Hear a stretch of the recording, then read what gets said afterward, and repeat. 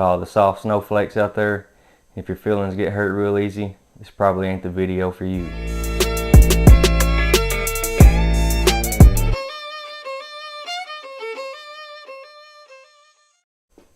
What's up, y'all? This is Daniel with Pride of the Southland Kennels. Probably going to be the last time that you hear me say that. Evidently, there's been a lot of debate and controversy about my kennel name, Pride of the Southland Kennels. Evidently, to some people, both white and black, it stands for racism. So in my first ever video, I told everybody why I chose that kennel name. But before I get into that, I want to kind of lead everybody up to why I finally decided to make this video. So everybody that's familiar with my channel knows that I had a run-in with Kwame a few months back. That's master of all Bulldogs. And the other day when I was at work, he sent me an Instagram message saying he was going to sue me if I didn't take that video down where I used his video clips for copyright.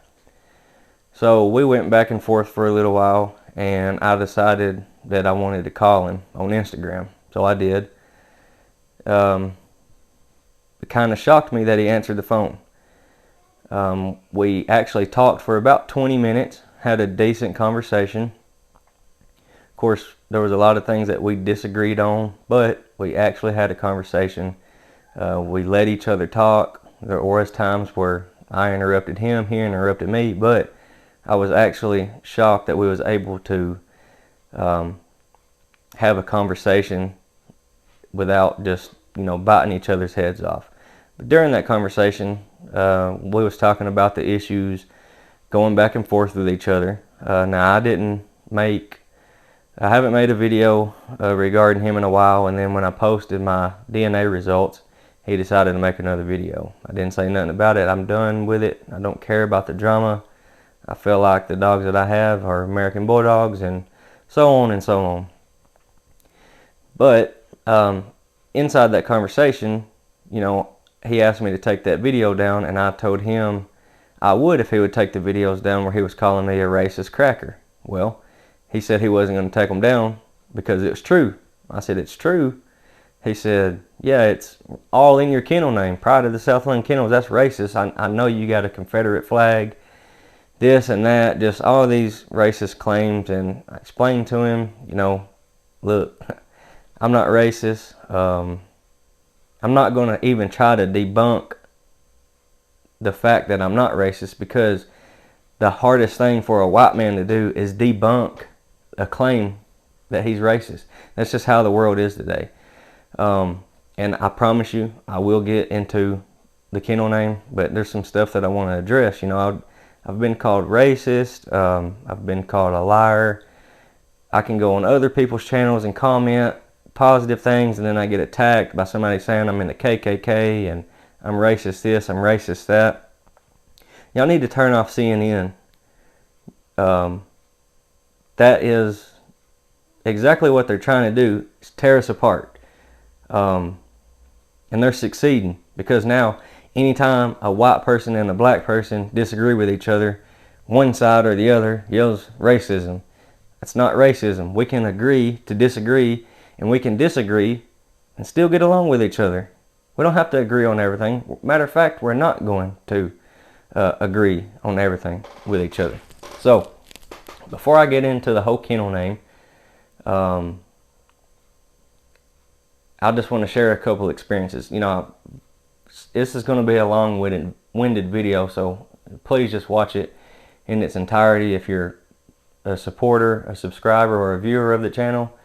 I don't know how long this will go. I've played this out in my head, what I'm going to say. This is a video that I've wanted to make, or felt like I needed to make, for a while, because Kwame's not the only one that thinks this. There's people local that think it, and it's just just a shame. It just shows you the times that we're in, where a person like me has to make a video like this.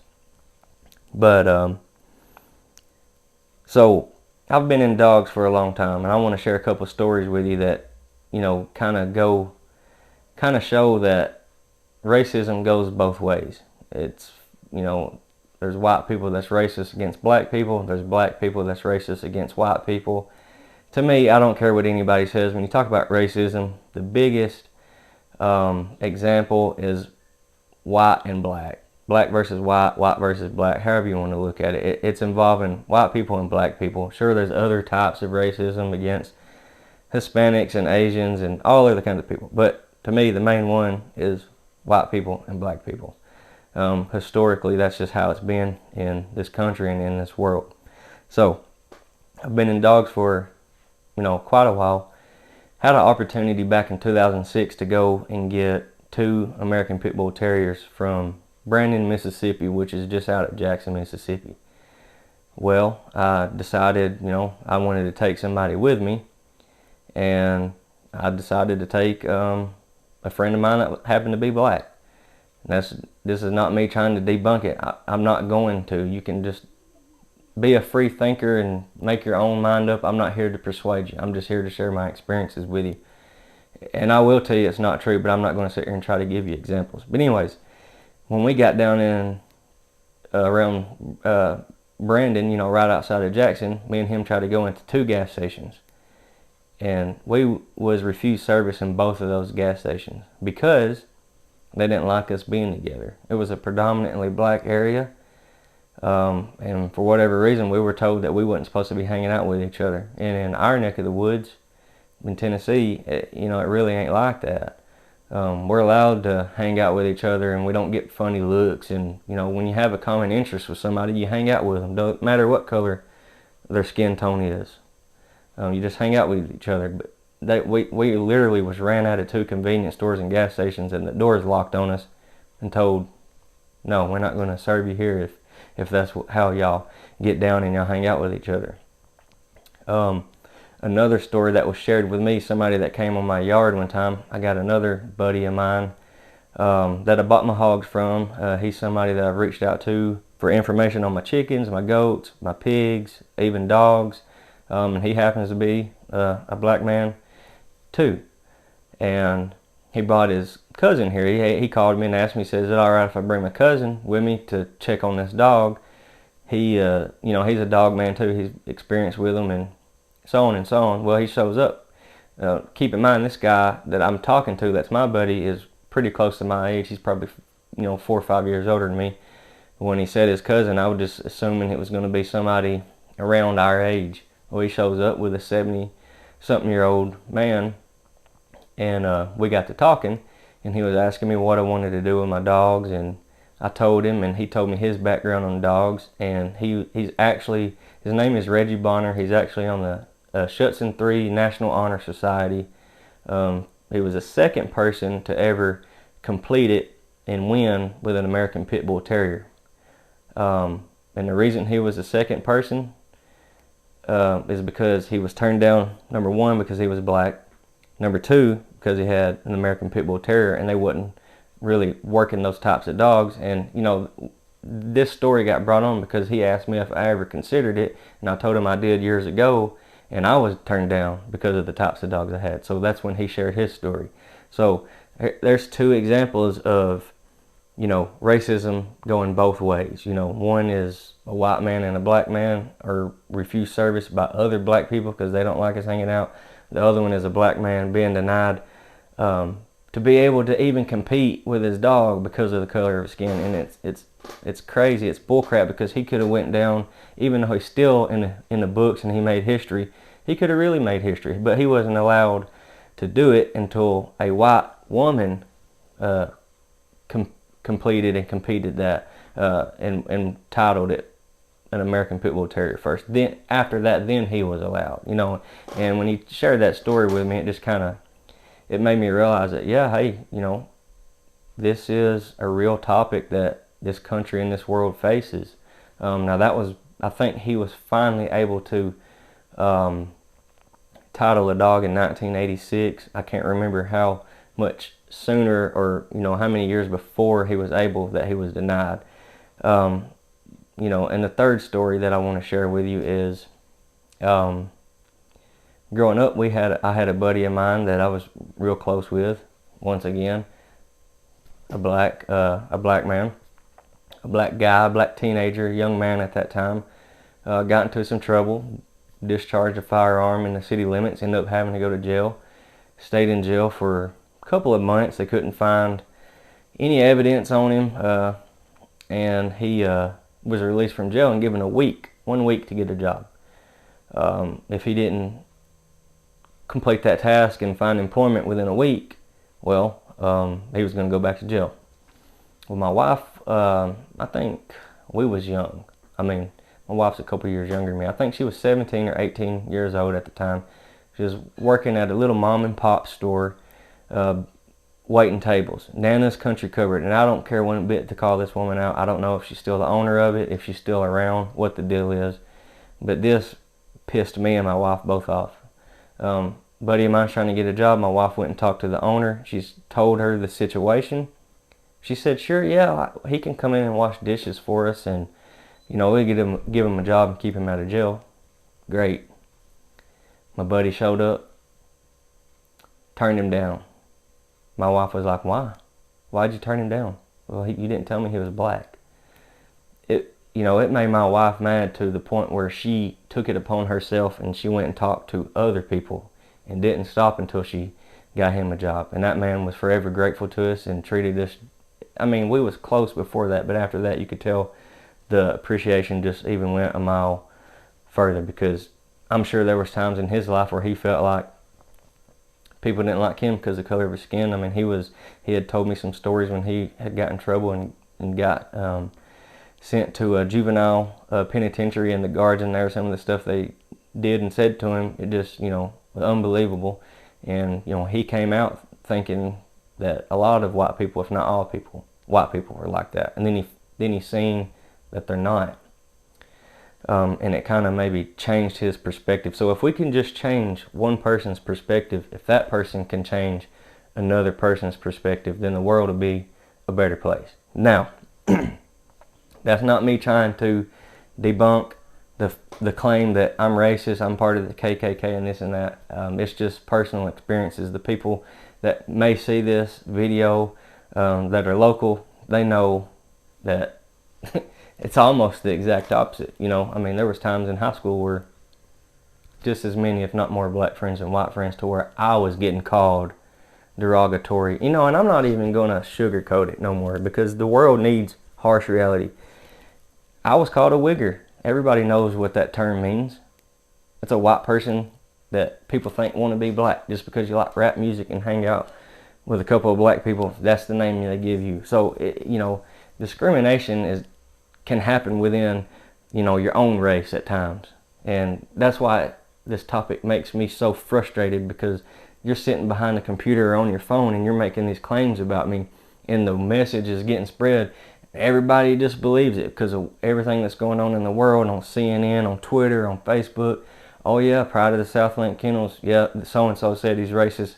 Hell, he's in the KKK now, man. I seen him with a white cloak on. He may even be a grand wizard. I mean, I've heard it all, and I've heard it. Black people call me that in person just because we disagree on something. Local people. And I was talking to a buddy of mine, and like I said, I ain't holding back on this video. I don't care if it hurts your feelings. I don't care if you get mad or upset or whine and cry, but this is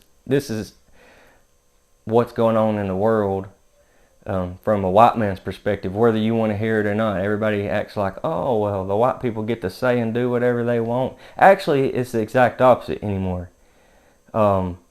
Because of what happened historically in this country, in some people's minds, the only way to fix it is to reverse roles. Okay, well, the black people got mistreated. They were enslaved. Now it's time to just let the black people do and say whatever they want to the white people, and it's all good. That's the way we're going to make it right. We're going to do the exact same thing and repeat ourselves. And I'm not talking about as far as slavery.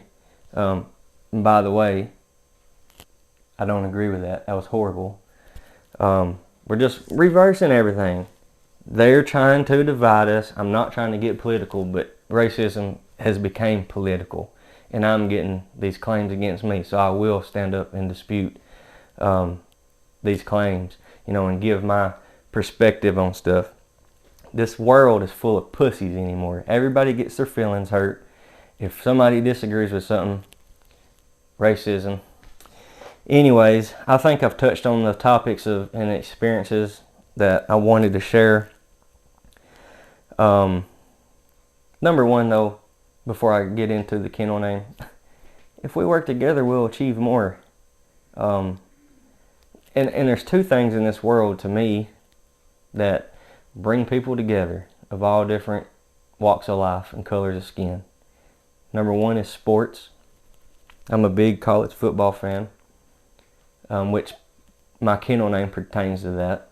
Number two is dogs. I'm a big dog fan, if you haven't noticed. So anyways, into the name of my kennel, which I mentioned in my first video, Pride of the Southland Kennels. Pride of the Southland Kennels, Pride of the Southland is the name of the marching band for the Tennessee Volunteer Football Team. If you ain't from the South, if you ain't ever lived in the South, you don't know that the South loves their college football. You know, I worked for a company that was out of Wisconsin, just north of Chicago. Got to go up there. Those people are diehard Bears and Packers fans. That's the way we are down south with college football. And then you go to Texas, you know, they're hardcore, 7, 8-year-old all the way up to college, NFL, everything. But different parts of the country have their cultures. In the South, college football happens to be one of them. If you ain't never heard the song Rocky Top, and you ain't never sat in a stadium that holds 102,455 people and hear 98% of them sing that song while the band plays, and then them all give the woo, you don't know what you're looking at.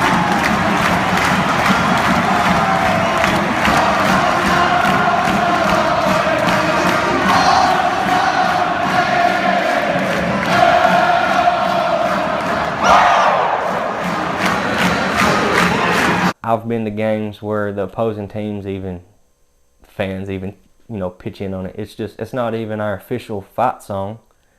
It's just what Tennessee is known for, is Rocky Top. With that being where I'm from, who we root for, and the background and history of these dogs being created and thriving in the Southeast, Pride of the Southland to me just fit. I take pride in where I'm from. I'm not ashamed of it. I'm not just proud to be from the South. I'm proud to be from Warren County, Tennessee. There's a lot of pride here and a lot of tradition here. It's beautiful. We got the mountains, the hills, the plateau, the creeks, the streams, the rivers. It's just gorgeous when people come down here and come to work here from out of town. They just rave about how beautiful it is when people come buy dogs. Some of them, depending on where they're from, they just think that it's a really, really beautiful place. There's some people that come buy dogs from us that, live in even more beautiful places to them. But I am blessed and proud to be from this little small town that I'm from. And I take a lot of pride in that. And if that's a crime, then I'm guilty as charged. I don't care. And when it boils down to it, if this is the way that this is going to keep trending, I don't have to breed dogs. To everybody out there that thinks that dog breeding is a money-making, get-rich-quick scheme, they don't know. We're about to be on, I guess you could say, after the first of the year, we'll be on year 4. I ain't turned a profit yet. You know why I keep doing it? Because I love it. You know what's the hardest thing about it? Is staying motivated. You know what makes it even harder to stay motivated is every time you look at your phone, somebody's calling you racist or calling you a liar. And the reason that bothers me so much is because my wife and kids have sacrificed so much to allow me to do this. This is just a hobby. If I turn a profit off of it, I'll be grateful for it. Obviously, that's one of the goals. It's not the main goal. You got to do everything right, and you're going to sink a lot of money in it. I think we've sunk 30 grand into this breeding program, and we've accumulated some of it.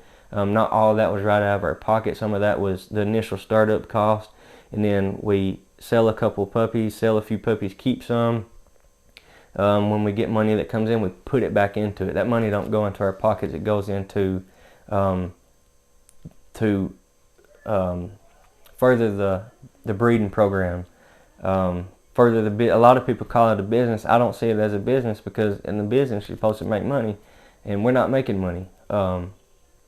Hopefully one day we will, but we've got, you know, a little ways to go before that's even possible, because there's, you know, everything's sky high. There's kennel setups that's got to be bought. There's health tests. We're doing hip tests. There's feed. There's vets. There's vaccinations. There's wormers. There's medications. Yard accidents that cause even more cost, medical costs, possibly even vet fees, depending on how it is. And these are bulldogs, and that does happen. But that's why it bothers me the most, because in the last 3, almost 4 years, we haven't taken a vacation. Well, me and my wife haven't. My kids go places with my parents and things like that, so the kids still get a vacation. But as far as me and my wife, a vacation for us is a road trip to get another dog. We're going on another one tomorrow to northeastern Ohio to pick my wife up a pup. You know, that's a day, and we're going to have somebody here to look after the dogs, and have somebody on call to be on standby if something happens. You know, there's a lot of planning. There's a lot of sacrifices, and I'm, you know, that's the reason it makes me mad. If it was just me by myself, man, I would laugh it off, and I would probably engage in more nonsense, really, because I like to stand up for myself. I have a backbone, but because other people in my family have made sacrifices, I try to, what's the word I'm looking for? I try to acknowledge that and appreciate it and respect it. So I'm sorry this was a long-winded video. I hope everybody watched it in its entirety. Pride of the Southland Kennels is simply named after the college football marching band. And like I said, you know, I may change my channel name.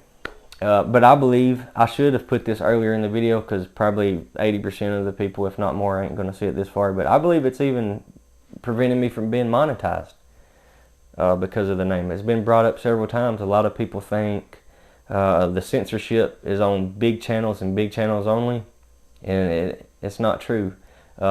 People have notified me and told me, hey man, I thought I was subscribed to you, and all of a sudden I'm not. That's happened several times. Another example would be me commenting on someone else's channel and them getting the notification, but when they go there to view it, it's gone. They're deleting my comments. They're unsubscribing people. You know, who cares? You know, I mean, it is what it is. You just got to roll with the punches, and that's what we're gonna do. But I wanted to make this video and let everybody know the story behind it. If I change my name, and that's a big if, my channel name, it'll be because I want to be monetized. The kennel name is not changing. My new name, if I decide to change it, will still represent the kennel name, but the channel name will be different. Anyways, thank y'all for watching. This was an important message for me to get out there. I hope that everybody agrees with it. It's not made to make everybody happy though, and I'm going to stop doing that. This is a dog-eat-dog world, and I just happen to be a bulldog.